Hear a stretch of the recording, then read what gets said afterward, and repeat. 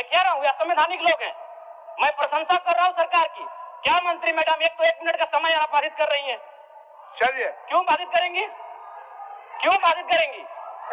आप मंत्री हैं, आपको बीच में रोकने का अधिकार नहीं है मंत्री। जब ये राज्य आदिवासियों का, जल जमीन जंगल आदिवासियों का और 70 में 50 से ज्यादा आदिवासी नक्सली क्यों, किन कारणों से एक भोला वाला आदिवासी नक्सली गतिविधियों की ओर अग्रसर हुआ कि उनके जो अबुआ राज में बबुआ है, अगर वो टाइट नहीं होंगे तो आने वाले कुछ वर्षों में एक नए किस्म का नक्सल आएगा आपके सामने। वो जंगलों में ना होगा, वो बंदूकों के साथ ना होगा, उसके दिल और दिमाग में आक्रोश होगा। ना उस पहाड़ की जरूरत आम व्यक्ति को है, ना उस पहाड़ की जरूरत पुलिस को है। उस पहाड़ में जो खनिज है उसकी जरूरत पूंजीपतियों की है। सरकार अगर किसी को उपहार में 2,500 रुपए देगी तो उसी समय कोई बहन खड़ा होकर कहेगी कि हम 8 घंटे श्रम कर रहे हैं तो हम कम से कम उससे दोगुना राशि लेने का हकदार रखते हैं। करप्शन की उपज कहीं ना कहीं सिस्टम की उदासीनता है और उस सिस्टम में बैठे लोग सरकार की नहीं सुन रहे हैं। आप उनका 5 साल पहले की आर्थिक स्थिति और आज की आर्थिक स्थिति जो है उसका तुलनात्मक अध्ययन करें, आप जमीन और आसमान का अंतर पाएंगे। और उसका कारण एक ही है, कोयले की अवैध तस्करी में संलिप्तता। जंगल आदिवासियों का, पहाड़ आदिवासियों का, मुख्यमंत्री आदिवासी, राष्ट्रपति आदिवासी,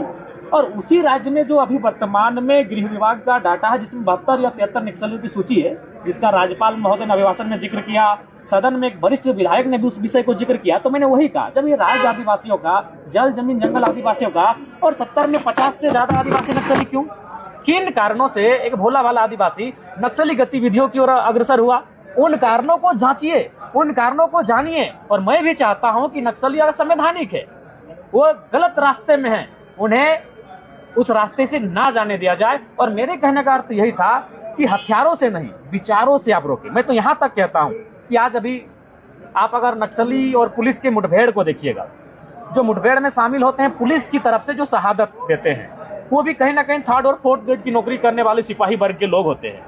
आप जब ज्यादा अध्ययन कीजिएगा तो आपको कभी कभी ऐसा वाक्य सामने आएगा कि नक्सली मुठभेड़ में जो शख्स की जान गई और पुलिस में जो जिसकी शहादत हुई, उन दोनों का आपस में बहुत दूर का कनेक्शन है कि दोनों एक दूसरे से ममेरे फुफेरे भाई लगते हैं।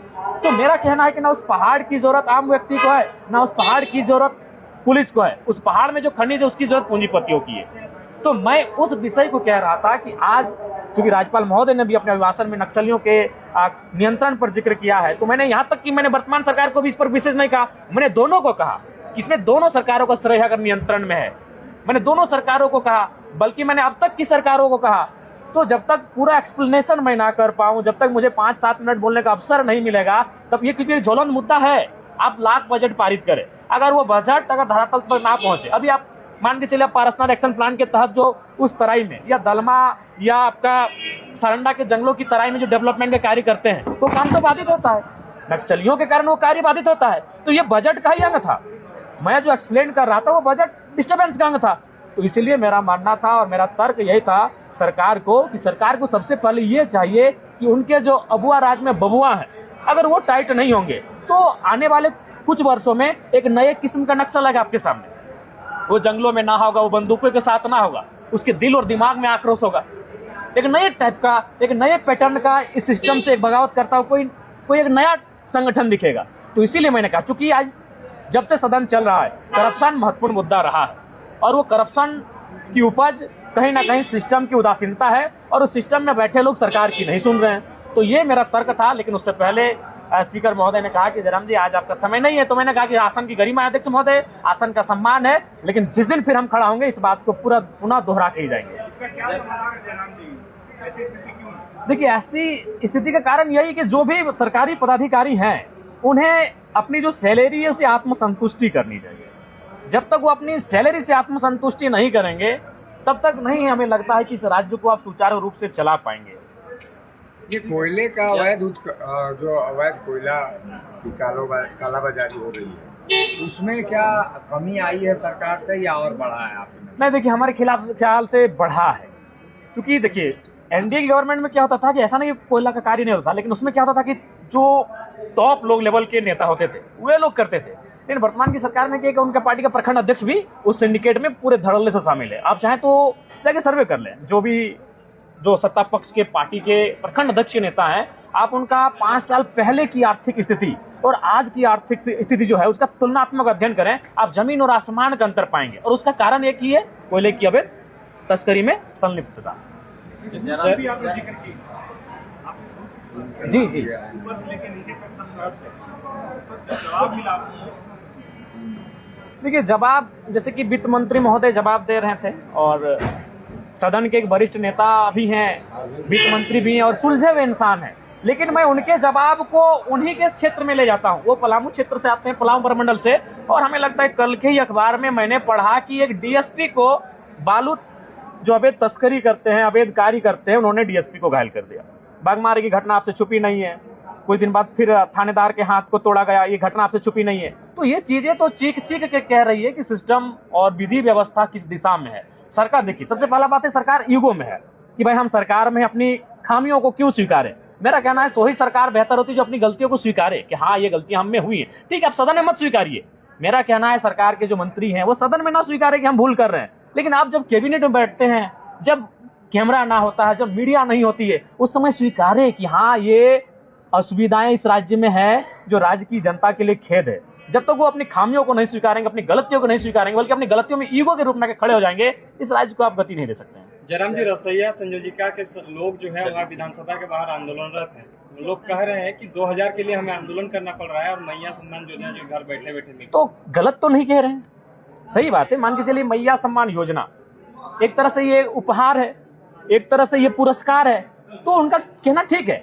पुरस्कार से तो ज्यादा उनको मिलना चाहिए जो श्रम कर रहे हैं, क्योंकि मैया सम्मान योजना की राशि जिस बहन को जा रही है, मैंने पहले भी तर्क दिया था 45 से ऊपर का, मैं 40-45 के जो ऊपर है उनका मैं समर्थन करता हूं, और बाकी जो लगे उनको स्कॉलरशिप के रूप में मिले, मैं आज भी उस बात पर अड़ी हूं, चाहे मेरा वोट का क्या है मतलब नहीं है, लेकिन उनका भी तर्क सही है कि ये उपहार के रूप में हम इनको 2500 रुपये दे रहे हैं और वो श्रम कर रहे हैं, लगभग 8 घंटे श्रम कर रहे हैं, चाहे वो रसोईया हो, पोषण सखी हो, जल सहिया हो, असहिका हो, सहायिका हो, स्वास्थ्य सहिया हो, वो श्रम कर रही है। तो जाहिर सी बात है, अगर किसी को आप उपहार में, यही चूंकि सरकार का विषय है, सरकार अगर किसी को उपहार में 2500 रुपए देगी तो उसी समय कोई बहन खड़ा होकर कहेगी कि हम 8 घंटे श्रम कर रहे हैं, तो हम कम से कम उससे दोगुना राशि लेने का हकदार रखते हैं। आप उनको दीजिए 2.5। अगर आप मैया सम्मान योजना चूंकि अपने सरकार बना लिए, वो आपका मुख्य एजेंडा था चुनाव जीतने का, तो चूंकि अगर आप मैया को 2500 रुपए देते हैं, तो जो लोग श्रम कर रही हैं, चाहे वो कोई रहे, आंगनबाड़ी की रहे, जल सहिया रहे, स्वास्थ्य रहिया रहे, पोषण सखी रहिया, रसोईया रहे, उनको कम से कम उनसे इस 2500 से दुगना वेतन मिलना चाहिए, क्योंकि वो श्रम कर रही है, वो अपने आप का मेहनत कर रहे हैं, वो खटा रही है अपने आप को।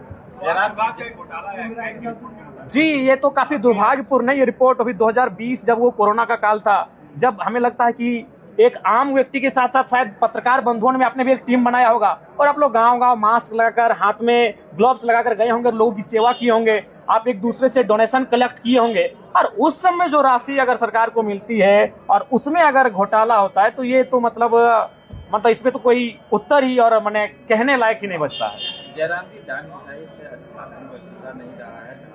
बात थाना में अभी भी 5 महिलाओं को गांव से बाहर निकाल दिया गया, क्या कहेंगे? देखिए, ये बिल्कुल अमर्यादित है, असंवैधानिक, अमानवीय है, और सरकार को चाहिए विशेष इस बात को संज्ञान में लेते हुए जो लोग दोषी हैं उन पर कार्रवाई करें, क्योंकि आज 21वीं सदी में इस लोकतांत्रिक भारत में डान, पिशाच, ये भूत प्रेत, ये विषय नहीं होने चाहिए। इन विषयों पर लोगों को प्रताड़ित नहीं करना चाहिए। ये बहुत ही दुखद है और खेदजनक। ठीक है, थैंक यू। 1 महीना चलेगा सदन और भी बचा के रखा जाएगा। लोगों को भगा दिया पूरे गांव में। देखिए, जो भी रहे, एक सप्ताह से बाहर नहीं, जो भी रहे, जो गलत है सो गलत है। इसे सब लोग एक जैसे नहीं होते हैं, जो लोग किए हैं वो जो भी किए ये गलत है और गलत लोगों पे कार्रवाई होनी चाहिए। जयराम जी, एक सवाल है कि स्वास्थ्य व्यवस्था जो है वो तरीके से सदर अस्पताल, रेफरल अस्पताल बन गया है, एक पैरासीटामोल का सेंटर बन गया है, क्या कहेंगे? सरकार कहती है कि हम पूरी तरीके से जो योजना उतार रहे हैं, आप लोगों को स्वास्थ्य लाभ नहीं मिल रहा। देखिए, मेरा मानना है कि बिल्कुल ये आम व्यक्ति की जरूरत से जुड़ा हुआ विषय है स्वास्थ्य। मैंने सुझाया भी है कि कम से कम और 2-3 नई बीमारियों को आप असाध्य रोग, जो मुख्यमंत्री का असाध्य रोग का उपचार हेतु जो फंड दिया जाता है जिला को, उसमें और 2-3 बीमारियों को सर्वे करते हुए ऐड किया जाए। और ये तो जग जाहिर है कि आज स्वास्थ्य की स्थिति क्या है। हमें लगता है कि आज जो बजट अभी प्रस्तुत होगा उसमें हमें लगता है कि प्रमंडल स्तरीय में रिम्स जैसी सुविधाएं होनी चाहिए, क्योंकि हमें लगता है कि आप अगर रिम्स को जाकर देखेंगे तो बहुत ही पीड़ादायक स्थिति में रिम्स खुद है। तो इसीलिए कम से कम प्रमंडल स्तरीय इस बजट में कम से कम एक नया रिम्स आए, ये सरकार को पहल करनी चाहिए।